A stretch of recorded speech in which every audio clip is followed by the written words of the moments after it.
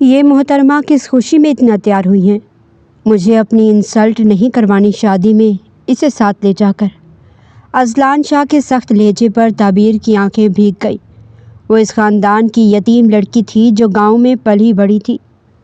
زبردستی امو جان نے اپنے لاڈلے اور ضدی پوتے سے اس کا نکاح کر دیا تھا۔ پھر وہ اسے شادی میں تو لے آیا، پر اسے چھوڑ کر اپنی ماڈرن کزنز کے ساتھ ہنسی مذاق کرنے لگا۔ تعبیر کو کسی لڑکے سے باتیں کرتے دیکھ اسے آگ لگ گئی۔ آج گہرے سبز کپڑوں میں وہ اذلان کا دل دھڑکا گئی تھی۔ بہت شوق ہو رہا تھا غیر مردوں سے بات کرنے کا۔ آپ تو منہ لگاتے نہیں، اس لیے تعبیر کے جواب پر اسے غصہ آ گیا۔ آج منہ بھی لگاؤں گا اور تمہاری تڑپ بھی ٹھنڈی ہوگی۔ اسے بیڈ پر گراتے ہوئے وہ بے خود ہو کر اس کے وجود پر چھا گیا۔ تعبیر نے ایک دم اسے پیچھے دھکیلنا چاہا لیکن اس کی ایک نہ چلی۔ تم صرف امو جان کی پسند ہو، زبردستی میرے سر پر مسلط کی گئی ہو، اس لیے میرے معاملات میں دخل اندازی کرنے کی کبھی کوشش مت کرنا اور مجھ سے 4 فٹ دور ہی رہنا، کیونکہ جو زبردستی میری زندگی میں داخل ہونے کی کوشش کرتا ہے میں اسے اپنی زندگی سے نکالنے میں 2 منٹ نہیں لگاتا۔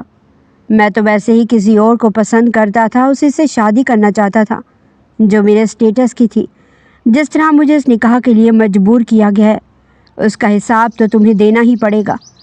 تم جیسی لڑکیوں کے لیے اونچے گھرانے کا خواب دیکھنا تو بہت آسان ہوتا ہے، لیکن ان کی تعبیر بہت بھیانک نکلتی ہے۔ اذلان شاہ کے تکبر بھرے لہجے پر اس کی آنکھیں بھیگ گئی تھی۔ وہ دھڑکتے دل کے ساتھ دلہن بنی اس کمرے میں کب سے اس کا انتظار کر رہی تھی۔ کچھ خواب تھے جو اس کی آنکھوں نے دیکھ رکھے تھے، لیکن وہ سارے خواب اذلان شاہ نے لمحے بھر میں چکنا چور کر دیے تھے۔ اس نے کسی بھی بات کی گنجائش نہیں چھوڑی تھی۔ وہ بت کی طرح ساکت بیٹھی رہی۔ شاید ان الفاظ کی ذلت کی چبھن ابھی تک اس کے دل کو گھائل کر رہی تھی۔ وہ بالکل سادگی سے تیار ہوئی تھی کیونکہ ان کا نکاح ایمرجنسی میں ہوا تھا۔ اچانک ہی گاؤں کے کچے گھر سے اٹھ کر اتنے بڑے محل جیسے گھر میں آنا اس کے لیے کسی خواب سے کم نہیں تھا، لیکن اس بڑے خواب کی تعبیر انتہائی خوفناک تھی۔ اسے بت بنا بیٹھا دیکھ کر اذلان کہنے لگا، اب کس لیے بیٹھی ہوئی ہو تم؟ تمہیں لگتا ہے کہ یہاں پر بت بن کر بیٹھی رہو گی اور میں تمہارے اس حسین سراپے کو دیکھ کر پگھل جاؤں گا، باقی مردوں کی طرح تمہارے حسن کے جال میں پھنس کر اپنی محبت بھول جاؤں گا؟ تو یہ بھول ہے تمہاری۔ تم جیسی سو کولڈ لڑکی کی طرف تو میں دیکھنا بھی پسند نہیں کرتا۔ اپنے یہ نظارے میرے سامنے کروانا تم چھوڑ ہی دو۔ اس کی یہ بات سن کر تعبیر کی آنکھوں میں آنسو آ گئے تھے۔ وہ خود پر ضبط کرتی ہوئی اپنا لہنگا سنبھالتی بیڈ سے اٹھ کھڑی ہوئی۔ اس کا نازک سراپا اور بھرا بھرا جسم دیکھ کر ایک لمحے کے لیے اذلان حیرت میں مبتلا ہو گیا تھا۔ لال دوپٹے نے زیادہ تر چہرہ ڈھانپ رکھا تھا، اس لیے وہ اس کی شکل مکمل دیکھ نہیں سکا تھا، لیکن اس کا وجود مکمل نسوانی خوبصورتی لیے ہوئے تھا۔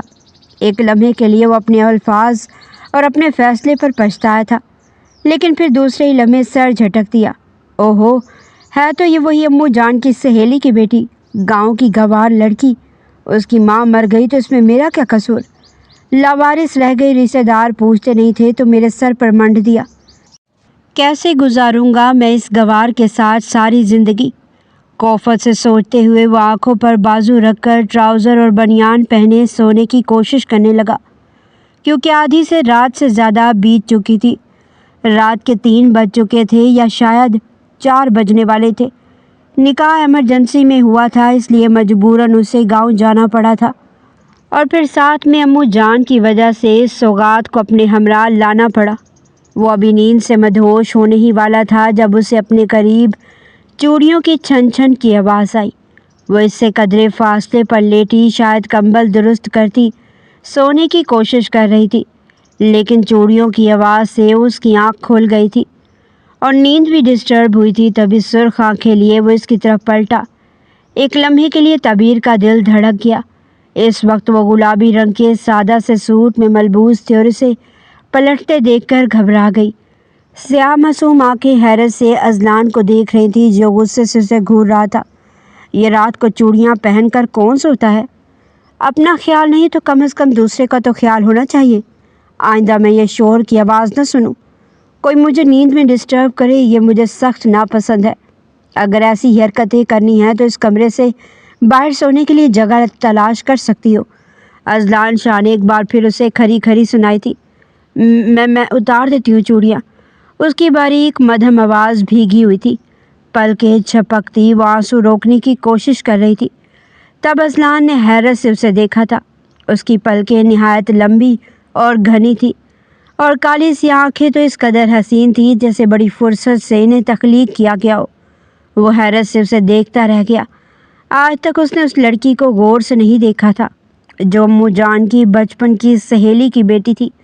آج وہ پہلی بار اسے اپنے اتنے قریب دیکھ رہا تھا جب اس کے نکاح میں آ چکی تھی، لیکن وہ اپنے فیصلے میں اٹل رہنے والا انسان تھا۔ اسے غور سے دیکھتا ہوا وہ دوسری طرف کروٹ بدل گیا۔ نہیں، مجھے تو اس سے نکاح ہی نہیں کرنا تھا۔ یہ امو جان نے سازش کر کے میرے ساتھ زبردستی کی ہے۔ یہ گوار گاؤں کی لڑکی ہرگز میرے قابل نہیں ہے۔ دوسرے ہی لمحے اپنی سوچ پر قائم ہوتا وہ سونے کی کوشش کرنے لگا۔ دوسری طرف تعبیر اس گھمنڈی شخص کے رویے پر سونے کی ناکام کوشش کرتی آنسو بہا رہی تھی۔ وہ ایک مشکل سے نکل کر دوسری پریشانی میں مبتلا ہو گئی تھی۔ اگر اماں کی وہ شہر والی سہیلی وقت پر نہ پہنچتی تو چچا جان اس کی شادی چاچا اکرم سے کر دیتے، جس کے پہلے سے ہی 4 بچے تھے اور بیوی داغے مفارقت دے گئی تھی۔ یہ سوچ کر اسے جھرجھری سی آ گئی۔ تبھی دل میں آئی ناشکری پر وہ اللہ سے معافی مانگنے لگی۔ کہاں وہ چاچا اکرم جو 40 سال سے اوپر کا تھا، اور کہاں اس کے قریب سویا ہوا یہ اونچا لمبا خوبصورت مرد، یہ عالیشان کمرہ اور پھر امو جان کا مہربان رویہ۔ اس کی آنکھیں احساس تشکر سے بھر گئی تھی۔ نہیں، وقت اور حالات کا پتہ نہیں چلتا، کیا پتہ یہ بھی بدل جائیں اور ان کا رویہ بھی میرے ساتھ ٹھیک ہو جائے۔ اپنی سیاہ خوبصورت آنکھیں اذلان کی پشت پر ٹکائے وہ دل ہی دل میں سوچ رہی تھی۔ دل ایک بار پھر اس کی قربت سے دھڑکنے لگا تھا۔ وہ اس کے بہت قریب نہ سہی پر زیادہ دور بھی نہیں تھا۔ یہی سوچ کر وہ مسکراتے ہوئے سونے کی کوشش کرنے لگی۔ رات کو خواب کی کیفیت میں ہی سہی، لیکن اذلان شاہ کے جذبات ٹھاٹھے مارتے دریا کی طرح ابلنے لگے تھے۔ سونے کی کوشش تو کر رہا تھا، لیکن اپنے قریب نسوانی خوشبو محسوس کر کے اس کا ذہن مکمل طور پر بیدار تھا۔ بار بار جب وہ کروٹ بدلتا تو اس کا ہاتھ تعبیر کی طرف جاتا تھا۔ اگلے لمحے وہ خود کو روک نہ لیتا، لیکن اب اس کے جذبات کنٹرول ہونا مشکل ہو چکے تھے۔ وہ گہری نیند میں ایک دوسرے کے بے حد قریب سوئے ہوئے تھے۔ اذلان نے خود کو دور ہٹا کر آنکھیں زور سے بند کر لیں، لیکن اگلی صبح جب اذلان کی آنکھ کھلی تو اس کا دل بڑے زوروں سے دھڑکنے لگا، کیونکہ وہ تعبیر کے بے تحاشا قریب تھا۔ اس کی ٹانگ تعبیر پر رکھی ہوئی تھی، اپنا ہاتھ وہ اس کے نازک وجود پر رکھے ہوئے تھا۔ اس کا چہرہ تعبیر کے بالوں میں چھپا ہوا تھا اور وہ مکمل طور پر سرشاری سے مدہوش تھا۔ اس سے پہلے وہ اسے خواب سمجھ کر کچھ اور کر جاتا، ایک جھٹکے سے غصے میں الگ ہوا۔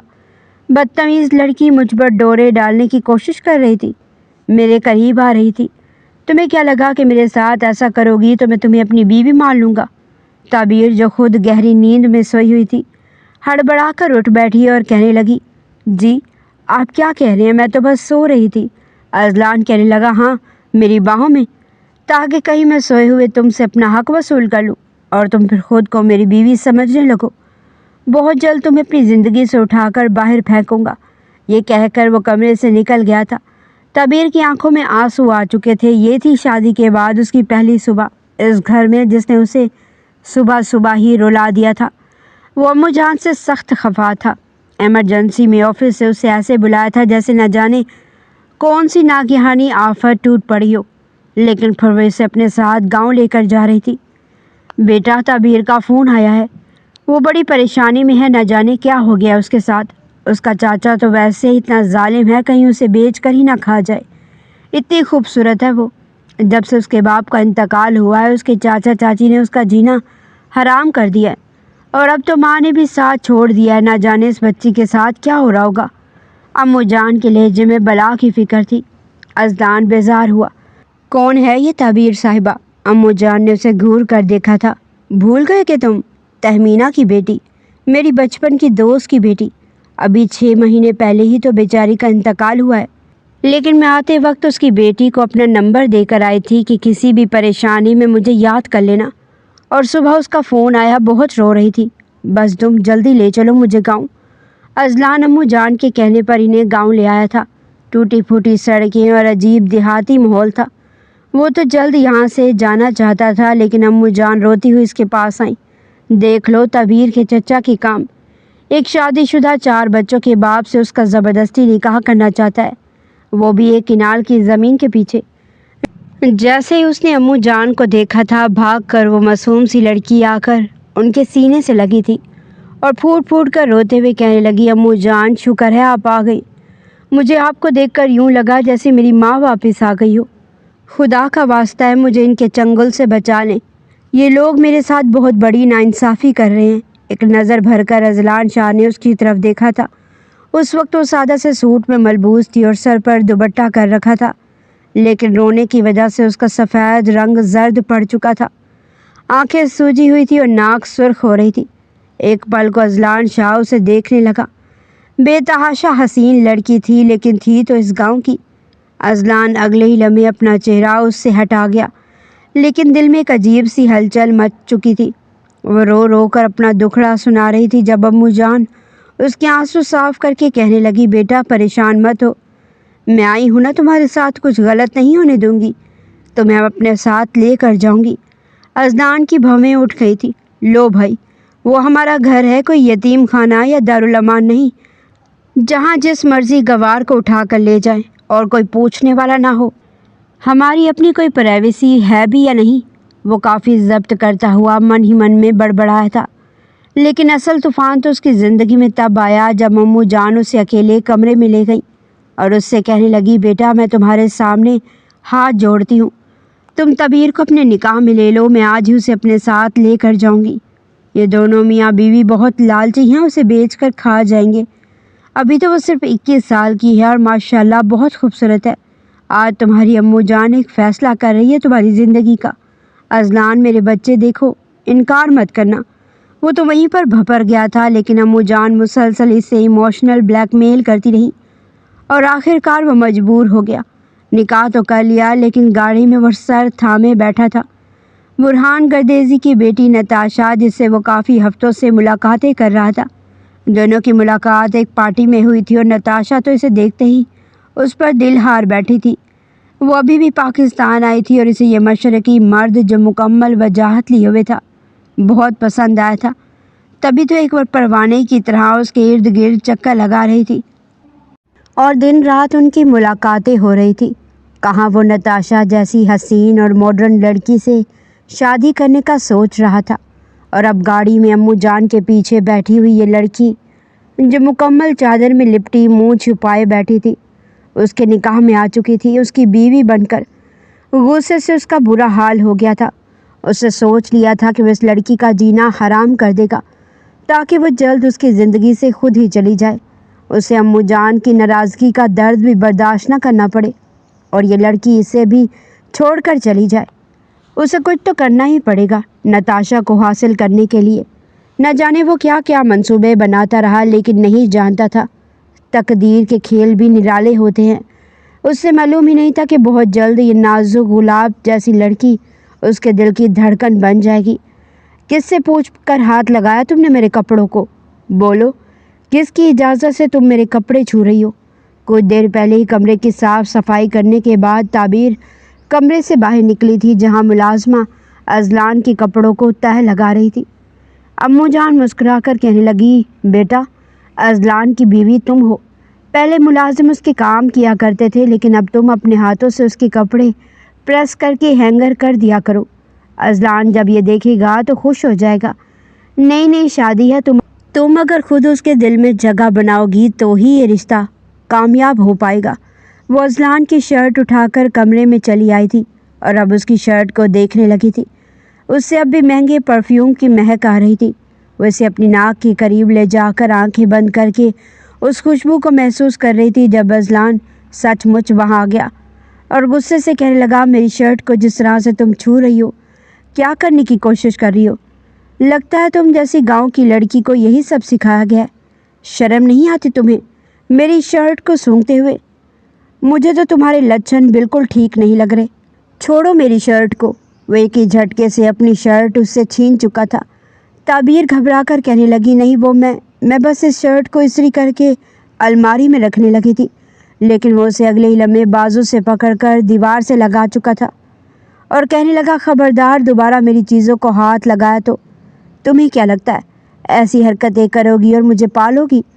تمہیں تو میرے وجود کی خوشبو بھی کبھی میسر نہیں ہوگی۔ وہ اسے زور سے دھکیل کر چھوڑ چکا تھا اور تعبیر کی آنکھوں سے آنسو نکلنے لگے تھے۔ اذلان اور تعبیر کے نکاح کو کئی ہفتے گزر گئے تھے، لیکن تعبیر کی خاموشی کسی صورت ٹوٹنے کا نام نہیں لے رہی تھی۔ امو جان اس کی خاموشی کی وجہ اچھی طرح جانتی تھی۔ انہیں صاف دکھائی دیتا تھا کہ اذلان کا رویہ تعبیر کے ساتھ کتنا برا ہے۔ وہ لڑکی جو بیوی بن کر اس گھر میں آئی تھی، اسے ذرا بھی اہمیت دینے کو تیار نہیں تھا۔ اس کا وہی روٹین تھا، صبح 11 بجے تک آفس جانا اور رات گئے ڈنر کے بعد ہی گھر لوٹنا۔ اس کے بزنس کی بہت زیادہ مصروفیات تھی، تعبیر کو دیکھنا تو دور کی بات ہے۔ وہ تو اب امو جان کو ٹائم دینا بھی بھول گیا تھا، جبکہ امو جان اس سے بڑے پیار سے کہتی، بیٹا اتنی اداس اور خاموش کیوں رہتی ہو؟ اب جو ہونا تھا وہ ہو گیا ہے، اب اپنی نئی زندگی شروع کرو۔ میں تمہیں اذلان کی دلہن اس لیے بنا کر لائی ہوں تاکہ تم اس کے ساتھ ایک خوبصورت زندگی گزارو۔ تم بہت ہی اچھی لڑکی ہو، میرے بیٹے کے لائق، اپنے آپ کو کسی سے کم نہیں سمجھنا۔ اتنی خاموشی کی وجہ یہ تو نہیں کہ اذلان تمہیں مارتا پیٹتا ہے؟ ابھی نے فکر ہونے لگی تھی، یہ سن کر تعبیر گھبرا گئی۔ نہیں تو امو جان، وہ تو کچھ کہتے ہی نہیں۔ وہ معصومیت سے سر جھکا کر بولی، ارے مجھے ابھی تک آنٹی کیوں کہتی ہو؟ اب تو میری بہو بن گئی ہو اور بہو بھی بیٹی کے برابر ہوتی ہے، اس لیے آج سے تم مجھے امو جان کہو گی، بالکل اذلان کی طرح۔ وہ میرا اکلوتا بیٹا ہے، میری جان کا ٹکڑا۔ شوہر کے بعد بس وہی میری زندگی کا سہارا رہا ہے۔ اچھا یہ بتاؤ میرے بچے، تم نے پڑھا کہاں تک ہے؟ اب وہ ان سے چھوٹی چھوٹی باتیں پوچھنے لگی تو اب تعبیر مسکرا کر بولی، امو جان میں نے BA کیا تھا پرائیویٹ، میٹرک تک تو سرکاری اسکول میں پڑھا، پھر آگے میں نے پرائیویٹ ہی امتحان دیے تھے۔ وہ بہت سلیقہ شعار اور سمجھدار لڑکی تھی، لیکن اذلان کسی طور پر بھی اسے اپنی بیوی ماننے کو تیار نہیں تھا۔ نتاشا جیسی ماڈرن اور آزاد خیال لڑکی کو وہ کبھی بھی اذلان کی بیوی کے روپ میں نہیں دیکھ سکتی تھی، اس لیے وہ تعبیر کو بیاہ کر لائی تھی۔ لیکن اب انہیں فکر ہونے لگی تھی، کہیں ابھی بھی تو ان کی ملاقاتیں نہیں جاری ہیں۔ پہلے بھی اذلان اس سے شادی کی ضد کر رہا تھا اور رشتہ لے کر جانے کا کہہ رہا تھا، لیکن انہوں نے صاف منع کر دیا تھا اور سوچنے کے لیے ٹائم مانگا تھا، لیکن اسی دوران انہوں نے اس کا نکاح تعبیر سے کر دیا۔ وہ سوچ رہی تھی کہ اتنی خوبصورت معصوم بیوی کو پا کر وہ نتاشا جیسی چلاک اور مکار لڑکی کو بھول جائے گا، لیکن ایسا کچھ ممکن ہوتا ہوا نظر نہیں آ رہا تھا۔ اب انہیں ہی کچھ کرنا پڑے گا۔ انہوں نے دل ہی دل میں ایک فیصلہ کیا تھا۔ اذلان کی کزن طلال کی شادی ہو رہی تھی، جو نہ صرف اس کا تایا ذات تھا بلکہ ان دونوں کی اچھی خاصی فرینڈشپ بھی تھی۔ امو جان نے اسے یاد دہانی کروائی تھی۔ اس دن وہ آفس سے آتے آتے بہت لیٹ ہو گیا تھا، لیکن شادی اٹینڈ کرنا بھی ضروری تھا۔ طلال نے اپنی پسند سے لو میرج کی تھی۔ اذلان کو اپنی قسمت پر رہ رہ کے غصہ آ رہا تھا۔ ایک وہی تھا بدقسمت جسے اتنے سالوں بعد کوئی لڑکی پسند آئی اور وہ بھی نہیں ملی۔ ابھی بھی نتاشا کو معلوم ہی نہیں تھا کہ وہ نکاح کر چکا ہے، تبھی تو وہ اکثر اس سے آفس میں ملنے آنے لگی تھی۔ گھر میں موجود بیوی کو تو وہ گھاس تک نہیں ڈالتا تھا، لیکن اس دن اتوار کا دن تھا جب وہ گھر میں ہی تھا۔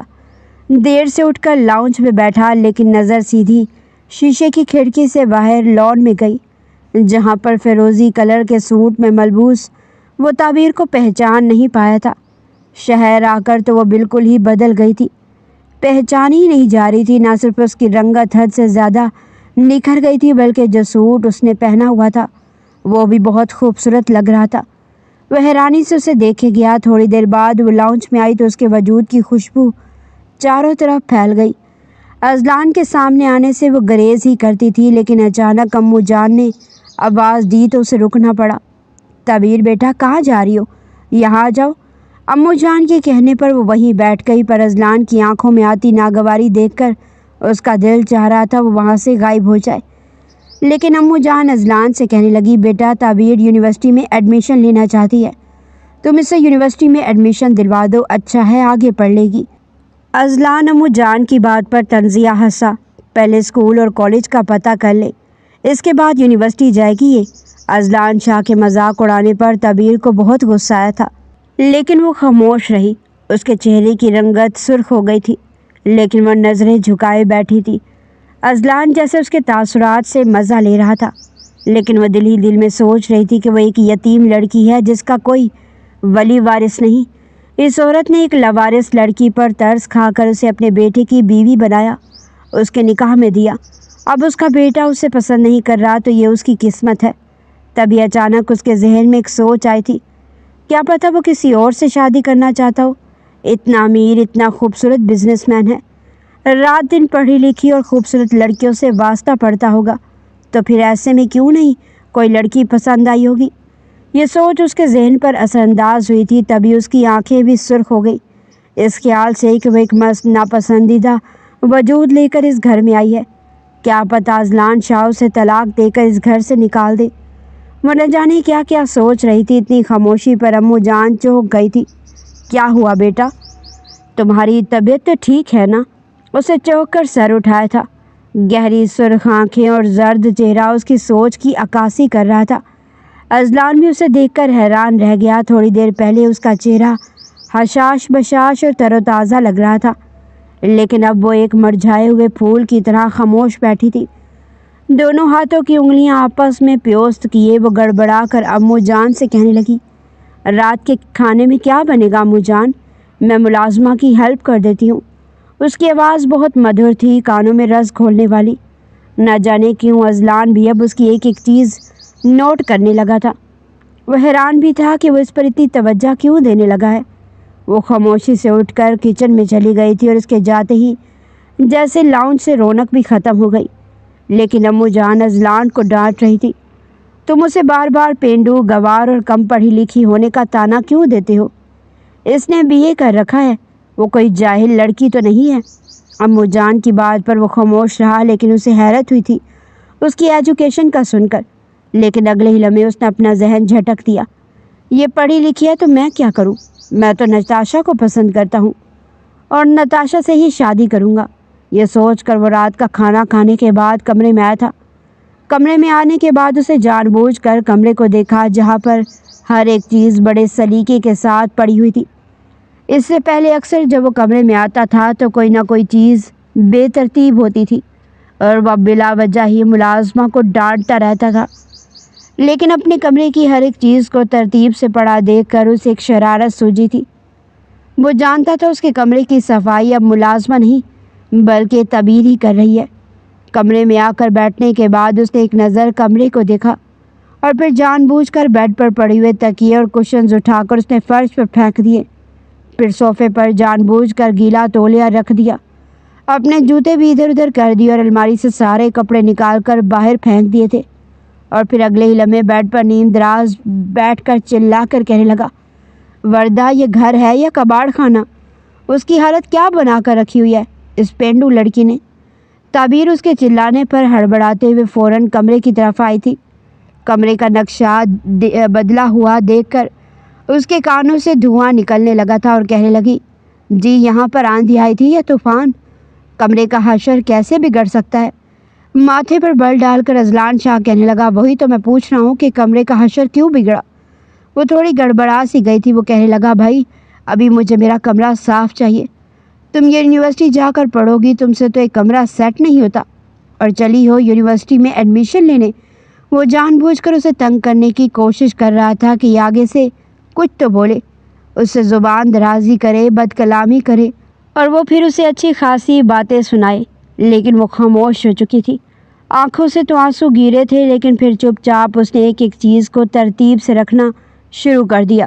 اس نے منہ سے اف تک نہیں کی تھی۔ بس اذلان کو اپنی حالت پر شدید شرمندگی محسوس ہو رہی تھی، لیکن نتاشا کا سوچ کر اس نے جلدی سے فون نکالا۔ نتاشا کی کال آ رہی تھی۔ اس نے فون کان سے لگایا اور بڑے محبت بھرے انداز میں نتاشا سے بات کرنے لگا، ہیلو مائی سویٹ ہارٹ، تم نہیں جانتی ہو میں تمہیں کتنا مس کر رہا تھا۔ تم نہیں ہوتی تو میری زندگی بے رونق ہو جاتی۔ ہاں کیوں نہیں، کل ہم لنچ اور ڈنر ایک ساتھ کریں گے اور پھر شاپنگ پر بھی چلیں گے۔ تمہیں آئس کریم پسند ہے نا؟ پھر ہم آئس کریم پارلر بھی جائیں گے۔ یہ الفاظ سن کر تعبیر کے وجود میں رونگٹے کھڑے ہو چکے تھے۔ وہ سمجھ نہیں پا رہی تھی اذلان کس لڑکے سے بات کر رہا ہے۔ یا پھر لڑکی سے؟ اذلان اٹھ کر بیلکنی کی طرف چلا گیا تھا اور تعبیر دھڑکتے دل کے ساتھ کمرے سے باہر نکل آئی۔ تعبیر بیٹا جلدی سے تیار ہو جاؤ، اذلان آنے ہی والا ہوگا، ویسے بھی وہ تیار ہونے میں صرف 10-15 منٹ لگاتا ہے، تم اچھے سے تیار ہو جاؤ میری بچی، پورے خاندان کا فنکشن ہے، ابھی میں نے اذلان کی دلہن کی حیثیت سے تمہیں کسی سے ملوایا بھی نہیں ہے۔ امو جان نے اس شادی کے فنکشن کے لیے خاص طور پر تعبیر کے کپڑے بنوائے تھے، جبکہ وہ اذلان کے ساتھ شادی میں جانے پر بہت جھجک محسوس کر رہی تھی۔ جو انسان اسے بیوی کا درجہ ہی نہیں دیتا تھا، اسے کوئی اہمیت دینے کو تیار نہیں تھا، بھلا وہ اس کے ساتھ شادی میں جاتے ہوئے اچھی لگتی؟ تبھی انگلیاں چٹکھاتے ہوئے کہنے لگی، امو جان آپ چلی جائیں ان کے ساتھ، میرا جانا ضروری تو نہیں ہے نا؟ وہ لب کچل رہی تھی۔ ارے بیٹا تمہارا جانا ضروری ہے، اتنا تو سب کو پتہ چل گیا کہ میں نے اذلان کا نکاح کر دیا، سب سوچ رہے ہیں کہ گاؤں کی وہ لڑکی کیسی ہوگی، لیکن آج تم ایسا تیار ہو کے جانا کہ ان سب کی آنکھیں کھلی کی کھلی رہ جائیں۔ امو جان مسکرا رہی تھی، پھر وہ ان کے کہنے پر تیار ہو گئی اور پھر جب تیار ہو کر نیچے آئی تو وہ ماشاءاللہ کہے بنا نہ رہ سکی، جبکہ وہ عجیب سی شرم محسوس کر رہی تھی۔ آخر کس کے لیے اتنا تیار ہوئی ہے وہ، جو اس کی طرف دیکھتا تک نہیں، اسے اپنی زندگی میں اپنانا بھی نہیں چاہتا؟ یہ بھی بھروسہ نہیں کہ وہ کب اسے چھوڑ دے۔ وہ پھر سے یہ سب باتیں سوچ رہی تھی۔ اسی گہرے سبز رنگ کا لباس، جھلمل کرتے ستارے، کانوں میں جھمکیاں اور ہاتھوں میں چوڑیاں، اپنے سنگھار میں اس نے کوئی کمی نہیں چھوڑی تھی، صرف اور صرف امو جان کی وجہ سے۔ وہ تیار ہو کر نیچے آئی تھی جب 5 منٹ گزرے ہی تھے کہ اذلان بھی گھر آ گیا۔ اس کی گاڑی کی آواز سن کر وہ جان بوجھ کر کچن میں چلی گئی تھی، لیکن جب وہ تیار ہو کر نیچے آیا تو وہ امو جان کے ساتھ لاؤنج میں بیٹھی تھی۔ امو جان بھی ان کے ساتھ شادی میں جا رہی تھی۔ اس کی اتنی تیاری دیکھ کر وہ حیرت زدہ رہ گیا تھا۔ کہاں وہ دوپٹے میں لپٹی، چہرہ چھپاتی گھر میں گھومتی تھی، آج تیار ہو کر غضب ڈھا رہی تھی۔ یقین نہیں آ رہا تھا یہ وہی لڑکی ہے۔ ہونٹوں پر سجی گہری لپسٹک، کانوں میں پہنے اویزے، سارا سنگھار ایک الگ ہی بہار دکھا رہا تھا۔ امو جان نے اس کی آنکھوں کی سچائی پڑھ لی تھی کہ آج تعبیر بہت اچھی لگ رہی ہے، تبھی تو وہ اسے اتنے غور سے دیکھ رہا ہے۔ امو جان کی مسکراہٹ پر اسے غصہ آ گیا، تبھی کہنے لگا، یہ محترمہ کس خوشی میں اتنا تیار ہوئی ہیں؟ میں اسے اپنے ساتھ ہرگز شادی میں لے کر نہیں جاؤں گا، میں کسی سے انٹروڈیوس نہیں کروانا چاہتا، کیونکہ آپ بھول گئی ہیں کہ آپ نے میرے ساتھ زبردستی کی تھی، اس نکاح پر مجبور کیا تھا، اور پھر آپ چاہتی ہیں کہ میں لوگوں کو بتاتا پھروں کہ یہ لڑکی میری بیوی ہے۔ اذلان کے غصے اور حقارت بھری باتوں پر تعبیر کا چہرہ دھواں دھواں ہو گیا تھا۔ اسے یہ سارا سنگھار اب بوجھ لگنے لگا تھا۔ دل چاہ رہا تھا کہ ابھی وہ کمرے میں چلی جائے اور یہ سب نوچ کر پھینک دے، لیکن امو جان نے اذلان کو بری طرح جھڑک دیا تھا۔ تم بار بار اس لڑکی کی بے عزتی کیوں کرتے ہو؟ اگر تم اس کی بے عزتی کرتے ہو تو یوں سمجھ لو کہ تم میری بھی عزت نہیں کرتے ہو، مجھے تکلیف پہنچانا چاہتے ہو نا، بار بار تعبیر کو یہ سب کہہ کر۔ امو جان کی آنکھوں میں آنسو دیکھ کر تو وہ شرمندہ سا ہو گیا تھا۔ در حقیقت وہ یہ سب نہیں کہنا چاہتا تھا، لیکن نہ جانے جذبات میں آ کر کیسے اس کے منہ سے یہ الفاظ نکل گئے۔ تبھی تعبیر بھی اٹھ کھڑی ہوئی۔ امو جان آپ چلی جائیں پلیز، ویسے بھی میری طبیعت ٹھیک نہیں ہے، کچھ سر میں درد ہو رہا ہے۔ وہ نظریں جھکائے بولی تھی، ارے بیٹا اس کی باتوں کو دل پہ لینے کی ضرورت نہیں ہے، اس کے دل میں کچھ اور ہوتا ہے اور زبان پہ کچھ اور۔ امو جان اسے گھور رہی تھی، پھر وہ بھی ان کے ساتھ شادی کے فنکشن میں چلی آئی۔ امو جان سب سے اس کا تعارف کروا رہی تھی، سب اس کی حسن کی تعریف کر رہے تھے کیونکہ وہ آج ہی بہت ہی خوبصورت لگ رہی تھی، لیکن اذلان جان بوجھ کر اسے چھوڑ کر اپنی کزن کے پاس آ کر کھڑا ہو گیا، جسے چھیڑ رہی تھی کہ شادی بھی کر لی، چپکے اور کسی کو بلایا بھی نہیں۔ واہ، ریسیپشن کب کر رہے ہیں؟ کوئی ارادہ نہیں ہے کسی کو بلانے کا؟ اس نے سب کے سامنے انکار کر دیا تھا، سب اس کے پیچھے پڑ گئے۔ ان کا خاندان بہت بڑا تھا، لیکن اذلان نے اپنی مصروفیت کی وجہ سے ملنا جلنا کم کر دیا تھا۔ وہ اسٹیج پر کھڑا تھا، لیکن اس کی نظریں خود بخود تعبیر کو ڈھونڈنے لگی۔ وہ اکیلی ہی ٹیبل پر بیٹھی تھی اور اس کا سر جھکا ہوا تھا۔ اذلان کی نگاہیں اس سے ہٹنے کا نام نہیں لے رہی تھی۔ وہ جتنا اسے اگنور کرنا چاہتا تھا وہ اتنی ہی پرکشش لگ رہی تھی۔ جیسے ہی تعبیر نے پلٹ کر اس کی طرف دیکھا تو وہ فوراً اپنی نظریں پھیر چکا تھا۔ تبھی اس کی انتہائی ماڈرن اور خوبصورت کزنز اس کے پاس چلی۔ وہ جو پہلے انہیں اگنور کرنے کی کوشش کر رہا تھا، اب جان بوجھ کر تعبیر کو جلانے کے لیے ان سے ہنس ہنس کر باتیں کرنے لگا، اسے اکسانے لگا، بار بار کبھی ان سے ہاتھ ملاتا، کبھی وہ ایک دوسرے کے ہاتھ پر ہاتھ مار کر تالیاں بجاتے، کبھی کوئی لڑکی اپنا بازو اذلان شاہ کے کندھے پر رکھ رہی تھی اور کبھی وہ ان کے کندھے پر ہاتھ رکھ رہا تھا۔ یہ سب کچھ دیکھ کر تعبیر کو اپنا وجود بے معنی سا لگ رہا تھا، اس کا چہرہ سرخ ہو چکا تھا اور اذلان شاہ یہ دیکھ کر اندر ہی اندر خوش ہو رہا تھا۔ نہ جانے کیوں اسے اس لڑکی کو جلانے میں بڑا ہی مزہ آ رہا تھا۔ لیکن کچھ دیر بعد ہوش اڑنے کی باری اذلان شاہ کی تھی، لیکن اچانک ہی اسے غصہ آ گیا تھا جب اس نے اپنے کزن حیدر کو چیئر کھینچ کر اس کے سامنے بیٹھتے ہوئے دیکھا۔ وہ اس سے نہ جانے کیا بات کر رہا تھا، ایک دم ہی تعبیر کے چہرے پر مسکراہٹ آئی تھی۔ اس کی مسکراہٹ دیکھ کر اذلان کو جیسے آگ ہی تو لگ گئی۔ ویسے تو اتنی چپ رہتی ہے، لیکن دیکھو ذرا، جو کسی نے لفٹ لی تو فوراً ہی ہنس ہنس کر باتیں کرنا شروع کر دیں۔ اس سے برداشت نہیں ہو رہا تھا۔ جب 5-10 منٹ گزرے اور حیدر اور اس کی باتیں ختم نہ ہوئی، تب وہ اس کے سر پر پہنچ گیا تھا اور خشک لہجے میں کہنے لگا، امو جان کہاں ہیں؟ اس کی بھاری آواز پر وہ ایک دم ہی ڈر گئی تھی۔ جی وہ، حیدر اسے دیکھتے ہوئے کہنے لگا، ارے اذلان بھائی، میں تو بھابھی سے یہ پوچھ رہا تھا، بھابھی اتنی خاموشی سے اکیلی الگ تھلگ کیوں بیٹھی ہیں؟ اذلان نے اس کی بات کو کوئی جواب نہیں دیا تھا۔ اس کی نظر تعبیر پر پڑی، جو اسے دیکھ کر ایک دم ہی سرخ چہرہ لیے بالکل خاموش ہو گئی تھی۔ تھوڑی دیر بعد امو جان بھی آ گئی۔ کھانا وغیرہ کھانے کے بعد وہ لوگ جلدی واپس آ گئے تھے، لیکن کمرے میں آتے ہی اذلان اسے گھورتے ہوئے کہنے لگا، ویسے تو اتنی خاموش رہتی ہو، لیکن لگتا ہے بہت شوق ہے غیر مردوں سے باتیں کرنے کا۔ وہ اس پر گھٹیا الزام لگا رہا تھا۔ تبھی تعبیر کی آنکھیں نم ہو گئی۔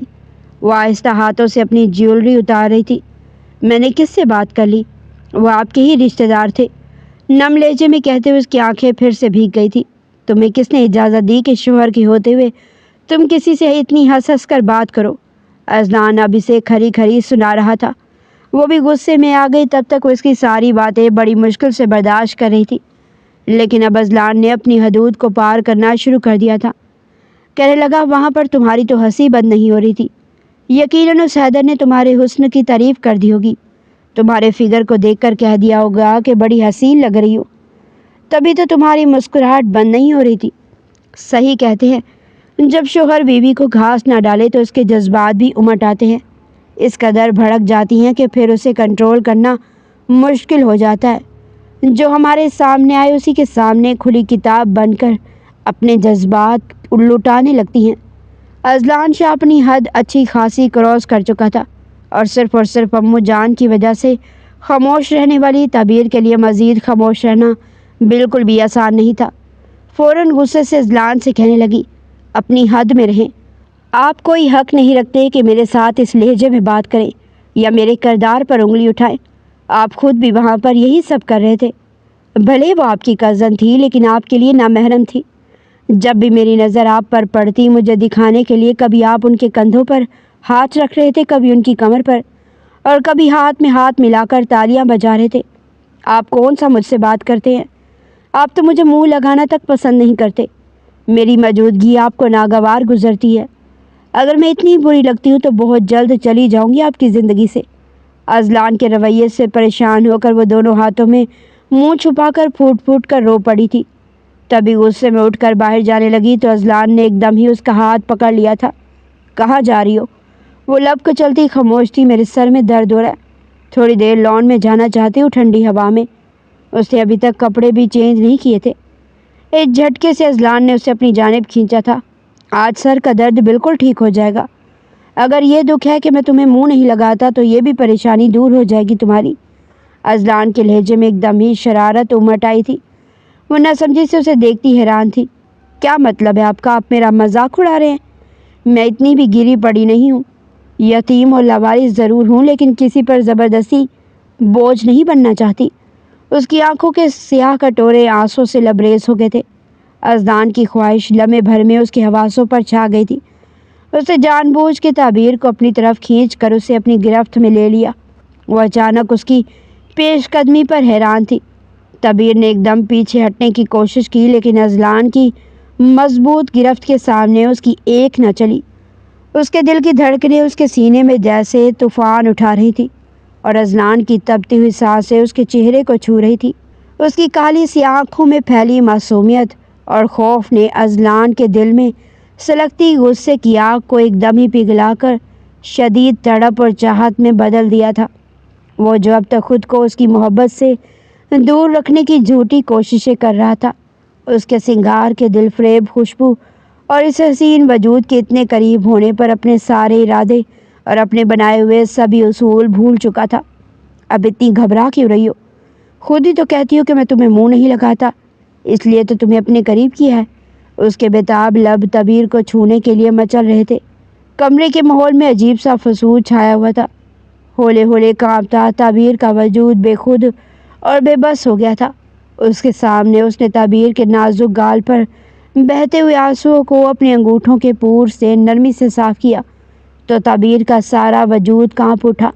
اس کا یہ اچھوتا لمس اس کے دل میں عجیب سی ہلچل مچا گیا تھا۔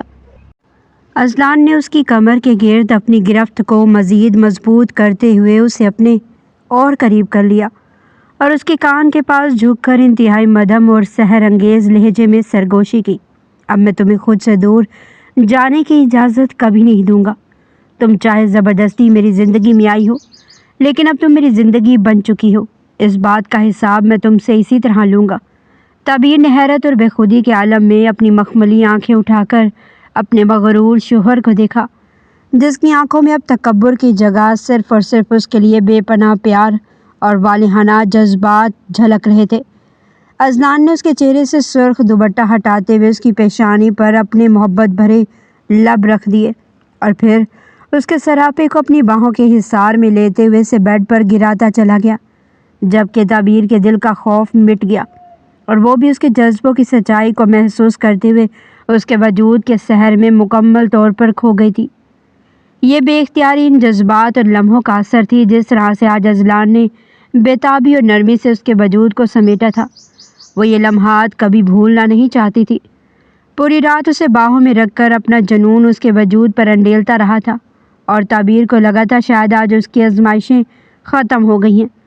اذلان اسے اپنی بیوی کے روپ میں اپنا چکا ہے اور اب اس کی زندگی میں سکون ہی سکون ہوگا۔ بڑے پیار سے اذلان نے وہ رات اس کے نام کی تھی اور پھر رات میں جب تک اس کا دل نہیں بھرا تھا وہ اپنی شدتیں اس کے وجود پر انڈیلتا رہا تھا۔ صبح فجر کا وقت تھا جب وہ اس کے وجود سے الگ ہوا تھا اور پھر اس کی آنکھوں میں دیکھنے لگا۔ طبیر کی حالت تھوڑی خراب ہو رہی تھی۔ پورے وجود میں درد کی ٹھیسیں الگ اٹھ رہی تھی اور آنکھوں میں درد سے پلکیں بھی لرز رہی تھی، جبکہ اذلان شاہ بڑے غور سے اس کے چہرے کو دیکھتا رہا، پھر اپنے ہاتھ کا الٹا حصہ اس کے گال پر پھیر کر کہنے لگا، ہو گئی پوری تمہاری مراد؟ چکھ لیا مزہ؟ جب شوہر قریب آتا ہے تو پھر کیا محسوس ہوتا ہے؟ یہ سن کر طبیر اپنی آنکھیں میچ چکی تھی اور چہرے پر ایک دل فریب سی مسکراہٹ آ گئی۔ وہ اپنا چہرہ اپنے دونوں ہاتھوں میں چھپا گئی تھی۔ کچھ دیر بعد ہی اٹھ کر اس نے غسل کرنے کے بعد نماز پڑھی تھی۔ وہ گہری نیند میں سو چکا تھا اور وہ بھی بستر پر سو گئی۔ امو جان بار بار گھڑی کی طرف دیکھ رہی تھی۔ صبح کے 10 بج چکے تھے لیکن ابھی تک طبیر اٹھ کر اپنے کمرے سے نہیں نکلی تھی۔ امو جان حیران ہو رہی تھی کیونکہ اس سے پہلے تو طبیر 7 بجے ہی کمرے سے اٹھ کر باہر آ جاتی تھی، ہر وقت اداسی چہرہ لیے، لیکن آج نہ تو طبیر نکلی تھی اور نہ ہی اذلان۔ ان کے دل میں عجیب سی گھبراہٹ ہو رہی تھی اور وہیں ہلکی پھلکی خوشی بھی تھی کہ کہیں کل ان کے رشتے کی نئی شروعات تو نہیں ہو گئی۔ کچھ دیر بعد ہی کمرے سے اذلان فریش ہو کر نکلا تھا۔ چہرے پر عجیب سا اطمینان اور ایک رونق تھی۔ امو جان کچھ نہ کچھ سمجھ چکی تھی۔ اذلان ان کے پاس آیا تو اس کے سر پر ہاتھ پھیرتی اس کا ماتھا چوم کر کہنے لگی، بیٹا خیریت تو ہے؟ طبیر کی طبیعت ٹھیک ہے؟ آج وہ کمرے سے نہیں نکلی ورنہ ہمیشہ تو 7 بجے تک اٹھ جاتی ہے۔ اذلان تھوڑا گڑبڑا سا گیا تھا، پھر کہنے لگا، جی امو جان ٹھیک ہوں گی، وہ سو رہی ہے، میں نے نہیں جگایا۔ امو جان چپ ہو گئی۔ ناشتہ ملازمہ نے بنایا تھا۔ ناشتہ کرنے کے بعد اذلان جا چکا تھا۔ کچھ دیر بعد طبیر بھی اٹھی تھی اور پھر اپنا حلیہ درست کرتی کمرے سے باہر آئی تھی۔ امو جان تو آج اس کے چہرے پر چھائی ہوئی ایک الگ ہی رونق اور حیا کی لالی دیکھ کر رہ گئی تھی۔ ان کے چہرے پر تو ایک دم سے مسکراہٹ آ گئی۔ فوراً تعبیر کو اپنے سینے سے لگا کر اس کا ماتھا چومنے لگی اور کہنے لگی، میری بچی، کہیں میں سوچ رہی ہوں وہ سب سچ تو نہیں؟ کل رات مجھے لگتا ہے میرے اذلان نے تمہیں اپنی بیوی کے درجے پر فائز کر دیا، تمہیں تمہارا حق دے دیا ہے نا؟ میں سچ کہہ رہی ہوں نا؟ یہ سن کر ایک دم سے تعبیر کا چہرہ سرخ ہونے لگا تھا۔ وہ مسکرا گئی۔ اس کی مسکراہٹ میں ہی امو جان کو جواب مل چکا تھا۔ وہ تو خوش ہو چکی تھی کہ کم از کم اذلان نے اپنی بیوی کو درجہ تو دیا۔ شام کو اذلان کے آنے سے پہلے تعبیر نے اس کے لیے اپنے ہاتھوں سے کھانا بنایا تھا اور ڈائننگ ٹیبل پر سجایا تھا۔ اذلان جب گھر آیا تو امو جان اسے کہنے لگی، بیٹا جاؤ کھانا کھا لو، تعبیر نے اپنے ہاتھوں سے تمہارے لیے کھانا بنایا ہے، اور اس نے خود بھی کچھ نہیں کھایا کہ تم آؤ گے تو دونوں مل کر کھانا کھائیں گے۔ اذلان نے ایک نظر پلٹ کر تعبیر کی طرف دیکھا تھا اور پھر اگلے ہی لمحے چہرے پر سختی سجاتے ہوئے کہنے لگا، کس لیے اتنا سارا کھانا بنایا؟ میرے لیے؟ مجھ سے پوچھ تو لیتی، میں تو باہر سے ہی کھا کر آ چکا ہوں۔ یہ سن کر ایک پل کو تعبیر اسے دیکھتی رہ گئی اور کہنے لگی، اچھا تھوڑا سا تو کھا لیں، میں نے آپ کے لیے اتنا سب کچھ بنایا ہے۔ لیکن وہ فوراً کہنے لگا، نہیں، پہلے مجھے نتاشا نے بہت کچھ کھلا دیا ہے، ابھی میرا کسی چیز کو دل نہیں کر رہا۔ اذلان شاہ سرسری سے انداز میں یہ بول چکا تھا، لیکن نتاشا کا نام بھی اس کے منہ سے نکل گیا۔ تعبیر اس کا چہرہ دیکھنے لگی تھی۔ اسے شام سے بھوک لگی ہوئی تھی، لیکن اذلان کی یہ بات سن کر اس کی بھوک جیسے مٹ سی گئی۔ آنکھوں میں آنسو تیرنے لگے تھے۔ وہ جو اپنی نئی زندگی کی حسین شروعات کا سوچ کر خوش ہو رہی تھی، اذلان نے اس کے ارمانوں پر پانی پھیر دیا تھا۔ وہیں اذلان کو بھی جیسے اپنے لفظوں پر تھوڑی پیشمانی ہوئی تھی، لیکن جو بھی تھا وہ کمرے میں چلا گیا۔ فریش ہونے کے بعد وہ بستر پر لیٹ چکا تھا، لیکن تعبیر وہ سارا کھانا فریج میں رکھنے کے بعد کتنی ہی دیر کچن میں کھڑی پھوٹ پھوٹ کے روتی رہی۔ پھر آنسو صاف کرنے کے بعد وہ لاؤنج میں بیٹھی رہی تھی۔ آج اس کا کمرے میں جانے کا دل ہی نہیں کر رہا تھا۔ سوچ رہی تھی کہ اذلان سو جائے، اس کے بعد ہی کمرے میں جائے گی۔ گھڑی پر رات کے 12 بج رہے تھے جب وہ دھیرے سے بغیر کوئی آہٹ پیدا کیے کمرے میں داخل ہوئی، لیکن سامنے بیڈ پر اذلان شاہ جاگ رہا تھا اور اسی کو دیکھ رہا تھا۔ کہنے لگا، کمرے میں آنے میں اتنی دیر کیوں لگا دی؟ اذلان کے الفاظ سن کر تعبیر نظریں چرا گئی اور کہنے لگی، کچھ نہیں، کام تھا۔ وہ کہنے لگا، کام تو پہلے بھی ہوتا ہے، آج کون سا نیا کام تھا؟ تمہیں پتہ نہیں ہے کہ شوہر کمرے میں تمہارا انتظار کر رہا ہے؟ وہ اس کے چہرے پر نہ جانے کیا پڑھنے کی کوشش کر رہا تھا۔ اس کی بھیگی ہوئی آنکھیں دیکھ کر اسے اتنا تو اندازہ ہو ہی گیا تھا کہ یہ رونے کے بعد کمرے میں آئی ہے۔ وہ کہنے لگی، جی بتائیے، کیا کام ہے آپ کو؟ اذلان کہنے لگا، رات کے اس پہر شوہر کو بیوی سے کیا کام ہو سکتا ہے؟ جو کچھ کل رات کیا تھا وہ آج بھی کرنا چاہتا ہوں۔ لیکن تعبیر نظریں پھیر چکی تھی۔ بار بار اس کے دماغ میں نتاشا کا نام ہی گونج رہا تھا۔ کہنے لگی، مجھے نیند آئی ہے، میری طبیعت ٹھیک نہیں ہے، میں سونا چاہتی ہوں۔ وہ واش روم گئی تھی اور پھر سادہ سا سوٹ پہن کر بیڈ پر آ کر لیٹ چکی تھی۔ اذلان کو اس کا یوں سو جانا اچھا نہیں لگ رہا تھا، لیکن پھر خود کو ہر دھرمی سے سمجھانے لگا کہ تم تو نتاشا سے پیار کرتے ہو، یہ تمہاری بیوی تھی اور بس ایک رات تم نے اس سے حق وصول کر لیا۔ اب اس کا مطلب یہ تھوڑی ہے کہ تم اب اس کے موڈ سوئنگز بھی دیکھو گے، اس کے نخرے بڑھنا شروع ہو جائیں گے۔ بہتر ہے کہ اسے اس کے حال پر چھوڑ دو، نتاشا کے ساتھ اپنی زندگی کو انجوائے کرو۔ وہ یہ سوچ کر وہ بھی کروٹ بدل کر سو چکا تھا۔ اگلی صبح وہ آفس گیا تو نتاشا پہلے سے وہاں موجود اس کا انتظار کر رہی تھی۔ فوراً سے اس کا بازو پکڑ کر کہنے لگی، بیبی کب تک میں انتظار کروں؟ بابا کہتے ہیں اب تم رشتہ لے کر آؤ تاکہ ہماری بات پکی ہو سکے اور میں تمہاری وائف بن کر تمہارے گھر میں راج کروں گی، راج۔ تم اپنی مما سے بولو نا کہ وہ رشتہ لے کر ہمارے گھر آئیں۔ آج شام پر میں تمہارے لیے اپنے ہاتھوں سے کوکیز بناؤں گی۔ وہ اپنے شوخ انداز میں کہتی ہوئے اذلان شاہ کے گالوں کو دونوں ہاتھوں سے چھو چکی تھی، جبکہ اذلان شاہ بمشکل مسکرایا کہنے لگا، ہاں میں بھی تم سے شادی کرنا چاہتا ہوں، تم میری محبت ہو، میری پسند ہو۔ لیکن اب یہ الفاظ کہتے ہوئے اس کی زبان اس کا ساتھ چھوڑ رہی تھی۔ بار بار اس معصوم سی لڑکی کا چہرہ اس کی آنکھوں کے سامنے آ رہا تھا۔ وہ ایک گہری سانس خارج کر کے رہ گیا۔ وہ بری طرح پھنس چکا، نتاشا کو کسی قیمت پر کھونا بھی نہیں چاہتا تھا۔ اس روز جب وہ گھر آیا تو تعبیر گم سم سی لاؤنج میں بیٹھی ہوئی تھی۔ آج سارا دن اس کی طبیعت سستی کا شکار رہی تھی۔ کمرے میں آ کر اس نے دیکھا تو اس کا ایک بھی سوٹ پریس نہیں تھا اور کمرہ بھی تھوڑا بے ترتیب سا لگ رہا تھا۔ وہ غصے سے کہنے لگا، یہ کیا طریقہ ہے؟ کیا کرتی رہی ہو تم سارا دن؟ कमरे का हशर नशर हुआ पड़ा है। और मेरे कपड़े वो किसने प्रेस करके रखने थे? ताबीर बगैर उसकी तरफ देखे कहने लगी, मुलाजमा है घर में, और मुलाजमा को शायद इसी चीज़ की तनख्वाह दी जाती है। मुलाजमा से कह दें वो आपका कमरा भी ठीक कर देगी और आपके कपड़े भी हैंगर कर देगी। अजलान उसका ये जवाब सुनकर एक पल को उसका चेहरा देखने लगा, फिर कहने लगा, तुम मेरी बीवी हो और शोहर के सारे काम बीवी करती हुई अच्छी लगती है। ताबीर ने उस बार पलट कर अजलान को देखा, फिर कहने लगी, बीवी के कामों के लिए आपको बीवी याद आ रही है? बाकी के हकूक़ के वक्त मुझे बीवी माना जाता है। मैं आपके सर पर ज़बरदस्ती मुसल्लत की गई बीवी हूँ। ये बात आप मुझे दिन में 10 बार याद दहानी करवाते हैं। ज़बरदस्ती मुसल्लत की गई बीवी से अपने पर्सनल काम भी मत करवाएं। बल्कि आप नताशा से क्यों नहीं कहते, जिसके नाखूनों के निशान आपकी गर्दन पर मौजूद होते हैं, जो आपको पेट भरकर खाना खिलाती है, जिसके साथ आप दिन रात उठते बैठते गुजरते हैं। अपनी नताशा से बोलिए, वो आकर आपके कपड़े प्रेस कर देगी, आपके लिए खाना भी बना देगी और आपका कमरा भी तरतीब कर देगी, क्योंकि वैसे भी इस कमरे में आकर अब उसी ने तो रहना है। ताबीर के मुंह से टक्का सा जवाब सुनकर अजलान मुठियाँ भेज कर रह चुका था। उसके दिल की धड़कन ना जाने क्यों तेज़ हो चुकी थी। माथे पर पसीने की बूंदें चमकने लगी। फिर खुद ही कहने लगा, वेल एंड गुड, ये तो अच्छी बात है कि तुम्हें अभी से पता चल गया कि मैं तुम जैसी सो कोल्ड लड़की को पसंद नहीं करता, बल्कि मेरे दिल में तुमसे पहले नताशा थी। और कम से कम मैं इन लोगों में से नहीं हूँ जो शादी होने के बाद अपनी मोहब्बत को छोड़ दें। पहले भी मेरे दिल में नताशा थी और अब भी नताशा ही है, और मैं नताशा से ही शादी करूँगा। ताबीर कहने लगी, ठीक है, आप कीजिए शादी, मुझे इससे कोई मसला नहीं है। वो बड़ी मुश्किल से दिल पर पत्थर रख कर बोली थी और फिर वही लाउंज में बैठ गई। अजलान को इसका ये अंदाज़ न जाने क्यों बुरा लग रहा था। फिर अगले रोज़ जब वो ऑफिस गया तो नताशा उसे ज़बरदस्ती लॉन्ग ड्राइव पर ले आई थी। रास्ते में इधर उधर की बातें करते हुए नताशा बार बार ये कहती कि जब हम एक साथ मिलकर काम करेंगे तो हमारी बिज़नेस पार्टनरशिप हमें मज़ीद तरक्कियों की बुलंदियों पर पहुंचा देगी। फिर हम बहुत से कंट्रीज़ में टूर्स पर जाएंगे और अपना हनीमून हम सिंगापुर में मनाएंगे। वो हर वक्त घूमने फिरने की और पैसों की ही बातें करती रहती थी।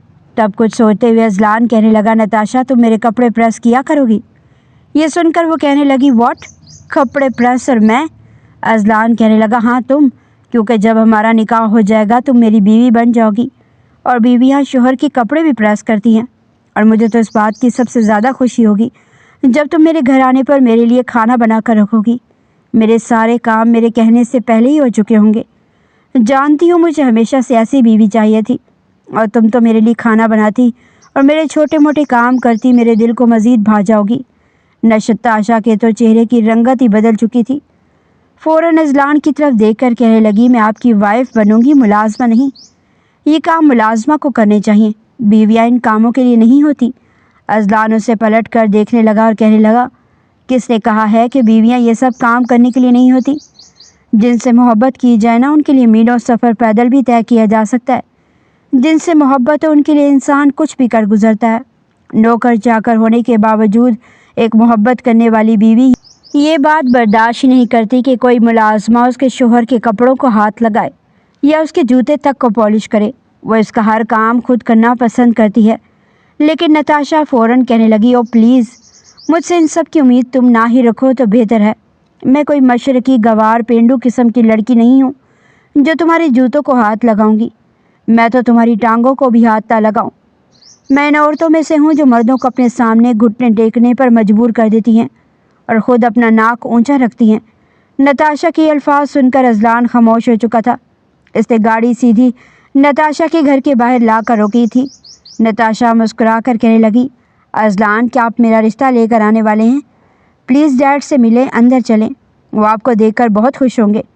लेकिन अजलान फ्रंट मिरर से सामने देख रहा था और कहने लगा, उतरो गाड़ी से अभी के अभी। नताशा उसका चेहरा देखने लगी और कहने लगी, ये तुम किस लहजे में मुझसे बात कर रहे हो? अजलान कहने लगा, कहाँ ना उतरो, ये हमारी आखिरी मुलाकात थी, उसके बाद कभी मुझसे रब्ता करने की कोशिश मत करना। मुझे अपनी ज़िंदगी में तुम जैसी औरत चाहिए ही नहीं। ये तो अच्छा हुआ कि अम्मू जान ने मेरी शादी ताबीर से करवा दी, जिससे मेरे काम करना, मेरे लिए खाना बनाना, घंटों मेरा इंतज़ार करना बुरा नहीं लगता, बल्कि वो खुशी खुशी करती है। اور میں ہی پاگل تھا جو تمہارے لیے اپنی بیوی کو نظر انداز کر رہا تھا، لیکن اچھا ہوا بہت پہلے ہی تمہاری اصلیت میرے سامنے آ گئی۔ نتاشا چلانے لگی تھی، تم میرے ساتھ ایسا نہیں کر سکتے، ہماری تو بزنس ڈیل ہونے والی تھی نا، وہ ڈیل ہمیں کروڑوں کا منافع دینے والی تھی۔ لیکن اذلان کہنے لگا، یہ بھی جان چکا ہوں کہ تم میرے ساتھ یقیناً بزنس پارٹنرشپ کی وجہ سے ہی مخلص تھی، لیکن اب دوبارہ میرے آفس مت آنا، میں ساری ڈیلز اور پارٹنرشپ ابھی کینسل کرتا ہوں۔ یہ کہہ کر وہ وہاں سے جا چکا تھا اور نتاشا اپنا سر پکڑ کر رہ گئی۔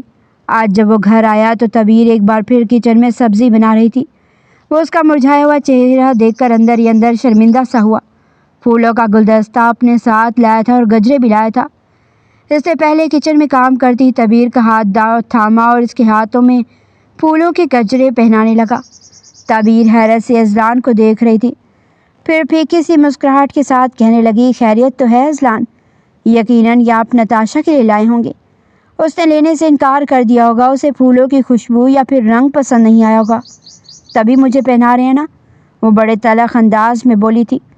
لیکن اذلان چپ چاپ اس کے ہاتھ میں گجرے پہنانے کے بعد اس کے ہاتھوں کو اپنے ناک کے قریب لے جا کر انہیں چوم کر پھولوں کی خوشبو سونگھنے لگا۔ پھر اس نے پھولوں کا گلدستہ اس کی طرف بڑھایا اور اگلے لمحے اسے اپنے ساتھ لگا کر اس کا ماتھا چوم کیا۔ تبیر تو اس کے انداز پر سمٹ کر رہ گئی تھی۔ آج اسے اذلان پہلے والا اذلان نہیں لگ رہا تھا۔ اذلان کہنے لگا، میں مانتا ہوں میں نے تمہیں بہت دکھ دیے، تکلیف دی، لیکن میں سب کچھ چھوڑ کر آ چکا ہوں۔ میں نے نتاشا کو چھوڑ دیا۔ یقین مانو تمہارے میری زندگی میں آنے سے پہلے وہ میری زندگی میں تھی اور میں اس سے شادی کرنا چاہتا تھا، اسے میرے اور تمہاری شادی کا نہیں پتہ تھا۔ لیکن اب میں کہتا ہوں کہ اماں جان نے تمہیں میری زندگی میں چن کر بہت اچھا فیصلہ کیا۔ میں خود کو بہت بڑا بزنس مین سمجھتا تھا، مجھے لگتا تھا میں جو فیصلہ کروں گا وہ ٹھیک ہوگا، لیکن یہ صرف اور صرف میری حماقت تھی، بے وقوفی تھی، صرف اور صرف میری غلطی تھی۔ امّو جان نے تمہیں چن کر میری زندگی بہار بنا دی۔ میں تمہیں اب دل سے قبول کرنا چاہتا ہوں، مجھے معاف کر دو۔ میں وعدہ کرتا ہوں اب میری زندگی میں تمہارے علاوہ اگر کوئی دوسری لڑکی آتی بھی ہے تو وہ ہماری بیٹی ہوگی، اس کے علاوہ تم کسی بھی غیر لڑکی سے مجھے ہنس کر بات کرتا نہیں دیکھو گی۔ یہ کہہ کر وہ اس کے سامنے گھٹنوں کے بل بیٹھ چکا تھا۔ دوسری طرف اس نے ہانڈی رکھی ہوئی تھی اور کھانا بنا رہی تھی۔ ہڑبڑاتے ہوئے کہنے لگی، یہ آپ کیا کر رہے ہیں اذلان؟ ایسا مت کریں، ہانڈی جل جائے گی۔ اسے جلدی سے چولہا بند کیا تھا اور اذلان کو اٹھانے لگی، لیکن وہ دونوں کان پکڑ کر اسے سوری کر رہا تھا۔ تبیر کو اس وقت وہ ایسا کرتا بہت کیوٹ لگا تھا۔ فوراً سے اس کے ہاتھ پکڑ کر وہ ہاتھ چوم گئی تو اذلان اسے سینے سے لگا گیا۔ امّو جان کمرے سے باہر نکل رہی تھی۔ جب انہوں نے ان دونوں کو کچن میں ایک دوسرے کے سینے سے چمٹا ہوا دیکھا تو فوراً گلا کھنکھار کر کہنے لگی، توبہ توبہ، آج کل کے بچے بھی نا کہیں بھی شروع ہو جاتے ہیں۔ ارے بھائی، ایسی بھی کیا بےتابی ہے تم دونوں کی؟ جاؤ کمرے میں جا کر کرو جو کرنا ہے، یہ بھول جاتے ہو کہ گھر میں تم لوگوں کی ماں بھی موجود ہے۔ تبیر ایک جھٹکے سے اذلان سے الگ ہوئی تھی۔ دونوں ہی شرم کے مارے سرخ ہونے لگے۔ جب اذلان شاہ مسکرا کر کہنے لگا، باقی کی معافی تلافی آج رات کمرے میں کروں گا، وہ آنکھ مار کر کمرے کی طرف گیا تھا اور تبیر تو چاہ کر بھی لمحات کو اپنے ذہن سے جھٹک نہیں پا رہی تھی۔ آنے والا وقت اس کے لیے بہت حسین ہونے والا تھا۔